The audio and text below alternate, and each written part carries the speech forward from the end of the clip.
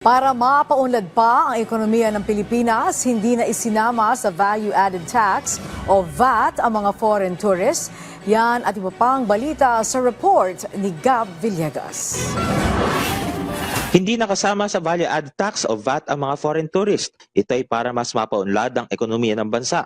Pwedeng bawiin ng mga dayuhang turista ang VAT sa kanilang binili na may halagang hindi bababa sa 3,000 piso. Saklaw sa VAT refund ang mga damit, electronics, alahas, food at non-food consumables, souvenir at iba pang kagamitan pansarili.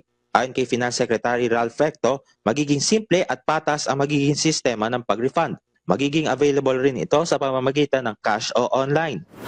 Nilagdaan ng Department of Finance at ng Japan International Cooperation Agency o JICA ang 5 financing agreement na magbibigay ng pondo sa mahalagang proyekto sa infrastruktura, health at climate change initiatives. Nangako ang Japan ng 46.34 billion yen o katumbas ng halos 17.67 billion pesos para sa Davao City Bypass, 45.76 billion yen o 17.45 billion pesos para sa Pasig Marikina River Channel Improvement Project Phase 4, 14.48 billion yen o 5.52 billion pesos para sa Cavite Industrial Area Flood Risk Management Project, 35 billion yen o 13.35 billion pesos para sa Climate Change Action Program Subprogram 2 at 30 billion yen o 11.44 billion pesos para sa Universal Healthcare.